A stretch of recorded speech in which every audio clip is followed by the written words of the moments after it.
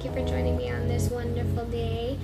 My name is Jamie and I bring you the Leafy Reads of the Week plus your finest teas, and we are going to get started with our tea of the week.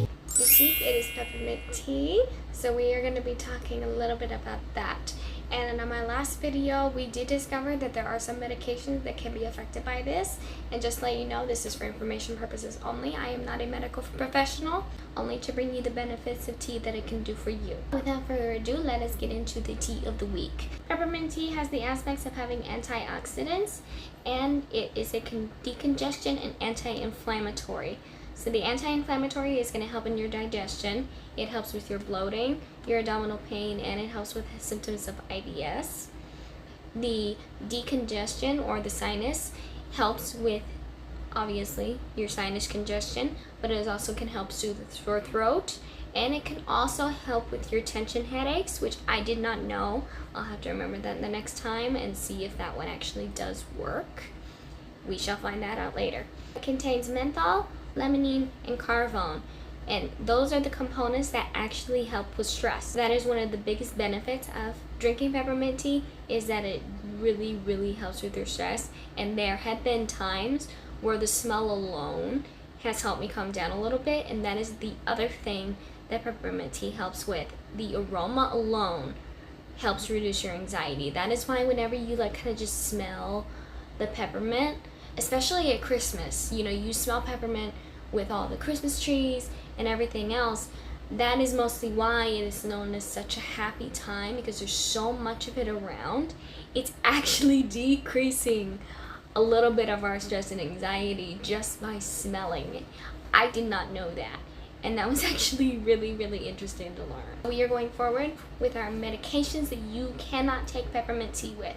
Any drugs that reduce stomach acid, such as Tums, any antacid medication, it will make it worse. It does not make it go away, it actually will make it worse. And that also goes for anything liver related, anything blood pressure or diabetic related, because it will reduce your blood sugar. If that's what you want, then feel free to do that if you're not on any specific medication. However, that is just something to be aware of if you are going to drink it. The other medication that it interacts with is cyclosporin. I'm pretty sure I'm saying that right. It is an organ transplant medication that transplant patients take after they get a transplant. You cannot drink peppermint tea with this. I personally did not know that. I don't have an organ transplant, but once again, it's another thing that just adds to the things that we just don't know. So that is our tea of the week, and now we are going to get into my book reviews of the week. And this week I actually had a little side mission that I normally don't get to have. My mother got married again. We were all there. We had a wonderful time. It was amazing. My fiance and I went, and we had to take a long road trip to get there. The cool thing about us going on road trips is that I finally get to read to my fiance. He likes it when I read to him whenever we go on big trips like this, because he's just sitting there and he's driving. He does most of the driving, and so for a small fee, I pretty much get to read to him whatever he feels like he wants to read.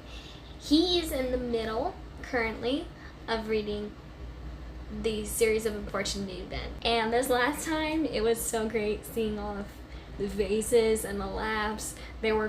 There's a lot of funny moments in the series of unfortunate events that I didn't notice as a kid, but as an adult, I'm laughing my butt off because I crack up. We crack up at the most silly situations. We just have a really great time whenever we read the series of unfortunate events.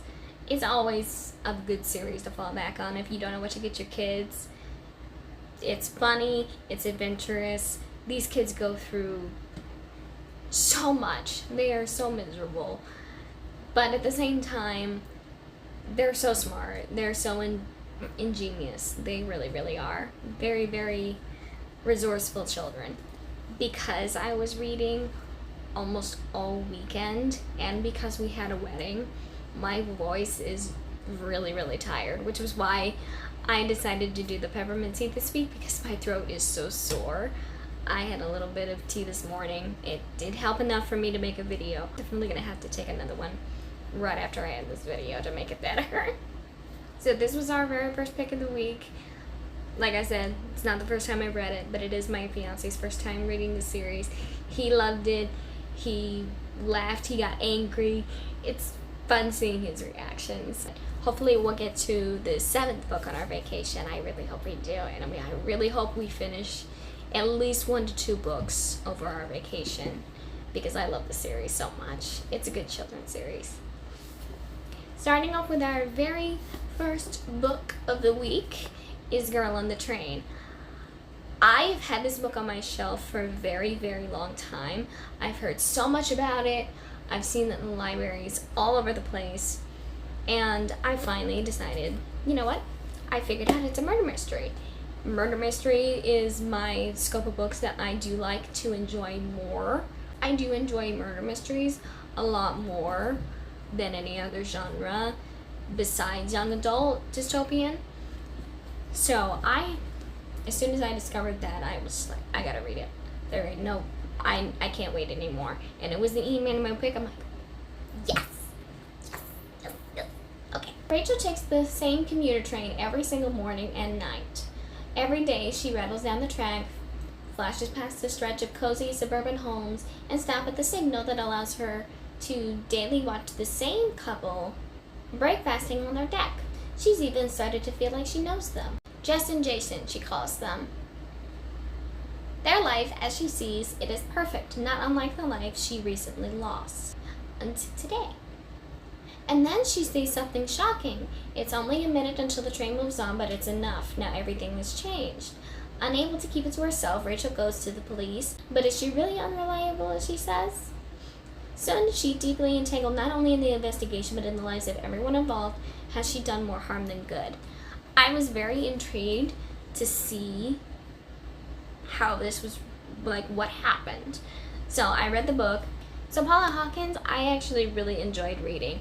It's a London-based book, which already for me makes it even better, because I don't get to read a lot of like foreign-based books. Anything that takes place in Ireland or London, I get a kick out of, just because I get to learn a little bit more about the country that we're visiting. I think Paula Hawkins is on the level that Sherry LaPena. She is one of my favorite murder mystery writers. She's on the same level as her. I really, really did enjoy her. I actually do have her second book on the shelf, A Slow Fire Burning, and I really hope that I get to read that soon as well, because I did enjoy A Girl on the Train. I did enjoy the 3 to 4 perspectives that we do have in this book. We not only have Rachel, but we also have Megan, who is the lady that she is referring to as Jess, and then we also have 2 other characters that we get perspectives from as well. If I can guess who the murderer is before I even get to the 10th page, to me that's not a good murder mystery. A good murder mystery is one that keeps you guessing, and I guessed like 5 different times. I guessed 5 different times with this. I kept changing up who, like, wait, did she do it? Did she though? Did they do it? No. I think they did it. I kept doing that the entire book, and to me, that makes a good murder mystery. So I gave this one definitely 5 stars. Another little fun fact about Our Girl on the Train is it was made into a movie. And it wasn't really bad, but it wasn't really good either. It was like a little bit in between. I like Emily Blunt personally, so I may end up watching the movie if I can find it. If I can find it on, I think it's at either Prime or another subscription, I'll have to go back and see. Moving on to our second pick of the week, I have another one that has been on my shelf for a long time. I have had this one since high school, and I still have not picked it up until this week. It is Winterhouse by Ben Guterson. This literally changed children's books for me on so many different levels. I don't really read children's books very often. I have the few that I do enjoy reading every now and again, but this one was a whole new world. It's a new author that I have never heard of. Orphan Elizabeth Somers' maleficent aunt and uncle ship her off to the ominous Winterhouse Hotel, owned by the peculiar Norbridge Falls. Upon arrival, Elizabeth quickly discovers that Winterhouse has many charms, most notably its massive library.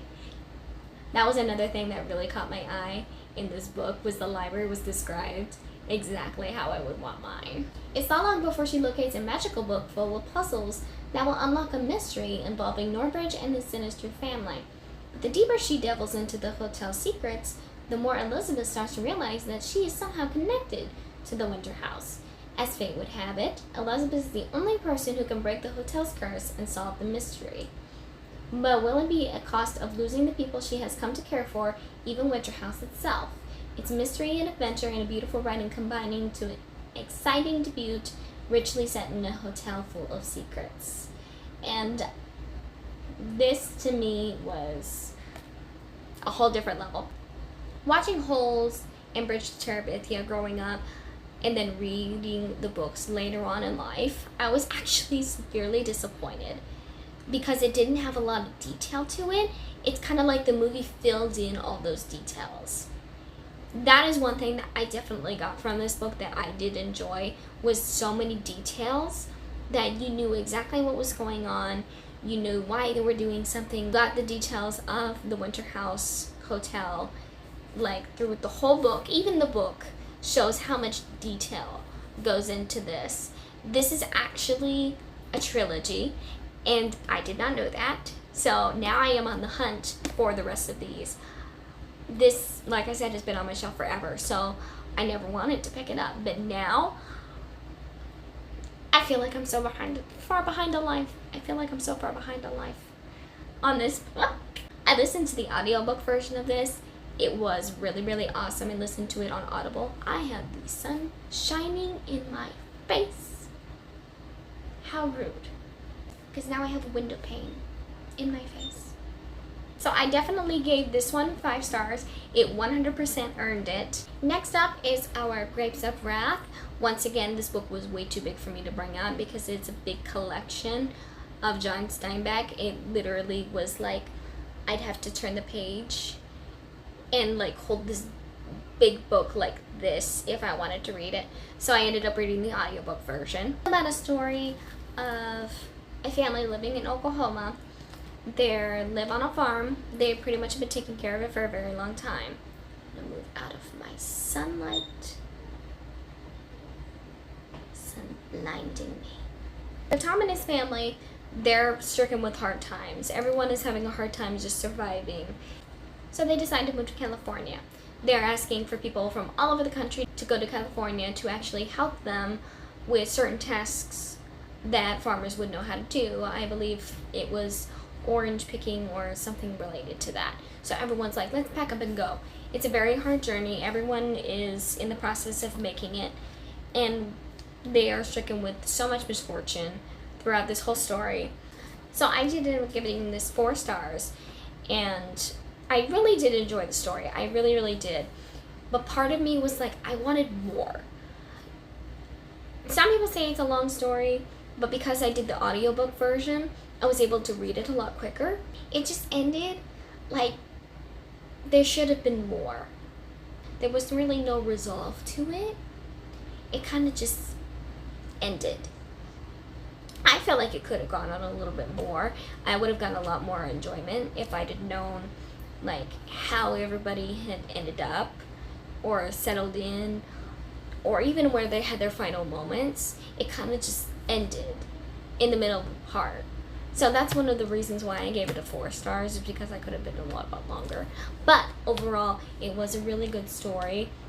I was even more impressed to learn that it actually was turned into a movie in the 40s. I'm not much for black and white movies, let alone in the 40s, but it actually got really, really, really good reviews. It was almost like 100%. I thought about it. I may end up watching the movie just to see if it correlates with the book, because if it got 100% or really, really good reviews, it may actually be worth a watch. You never know. I would say classic books fall right behind not only my murder mystery and my young adult, it would be the classics would be the third choice. It reminds me a lot of 1984 because of the civilization you're going through, realizing all this misfortune, and in the end it's not fully resolved. it kind of just ends, but you're left wanting more. There's not really anything more you can add to it. So this brings me to my last pick of the week, and this is actually something that I have read multiple times. I've read this at least twice, I believe. Guess I've tried reading the series, but I've never fully finished it. Is Born at Midnight by C.C. Hunter. I'd have to say, after classic books, the paranormal young adult would be the next one falling behind that, and this is where this category falls into. So one night, Kylie Galen finds herself at the wrong party with the wrong people, and it changes her life forever. Her mother shifts her off to Shadow Falls, a camp for troubled teens, and within hours of arriving, it becomes painfully clear that her fellow campers aren't just troubled.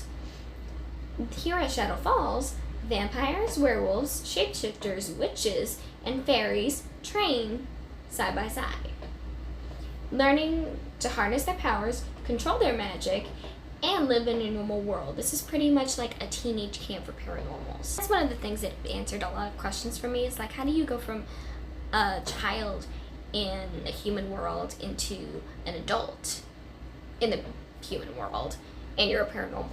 It answered so many questions that I had about so many different books. I absolutely loved it. I love the concept of it. Kylie's never felt normal, but surely she doesn't belong here with a bunch of paranormal freaks either. Or does she? They insist that Kylie is one of them and that she was brought here for a reason. As if life wasn't complicated enough, enter Derek and Lucas. Derek, he is a half fairy, or half fae, as he likes to be called, who's determined to be her boyfriend, and Lucas is a smoking hot werewolf whom Kylie shares a secret past with. Derek and Lucas couldn't be more different, but they both have a powerful hold on her heart. Even though Kylie feels deeply uncertain about everything, one thing is painfully clear: Shadow Falls is exactly where she belongs. I absolutely love this. It's pretty much like a girl trying to find out who she is. It's a coming-of-age, paranormal fantasy romance. I absolutely love her writing. She's very, very descriptive.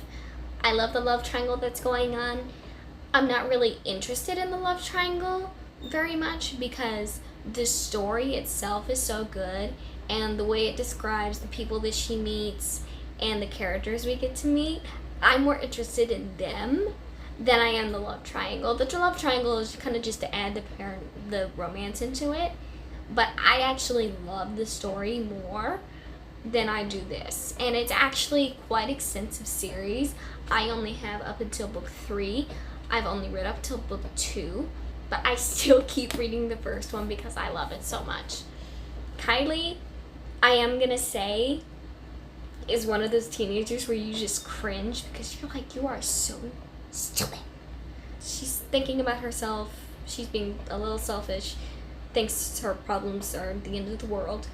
And I'll admit, as a teenager thinking that way, it does seem like it's the end of the world to you, especially when you have this much to go through. But we were kind of all like that as teenagers.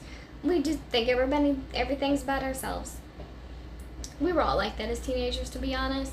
Everything's about us. Our world's falling apart. We have nothing left to live for. Yada, yada, yada. I enjoyed the physical book more because I feel like if I tried reading the audiobook version of this, I will not love it as much. I read this, like I said, at least 3 times. I absolutely love it every single time.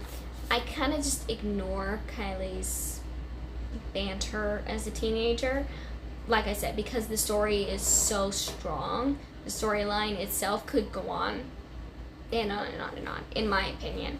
I highly do recommend this series for those of you who like long series like this. Like, it's definitely more than 7 books. I do absolutely love my paranormal. I did give it a 5 stars when I read it again, because apparently I didn't review it the first time, 2 times that I read it. Well, I didn't have Goodreads at the time, so I had an excuse. Yeah. So I did really enjoy this one. I am going to be looking forward to reading the rest of the series, especially with how the system is. So that is all I have for you guys today. For those of you who like your paranormal romance, this is definitely for you. If you're looking for a good children's book that's not too long of a series, but with a lot of detail. For those of you who like your murder mysteries, definitely this one by Paula Hawkins. And Our Grapes of Wrath classic book. 100% recommend if you have not read it already. It is definitely a good read. So that is all I have for you guys today. Thank you for joining me. Remember to like and subscribe so I can keep bringing you guys more videos. So I'm doing a video every Tuesday so you guys can actually see my Mini Miny Mo system and how I pick my books. And I will get to do that tomorrow for the next batch that I will give you next Monday. I hope you enjoy the rest of your week, and I'm gonna go read some more. Bye!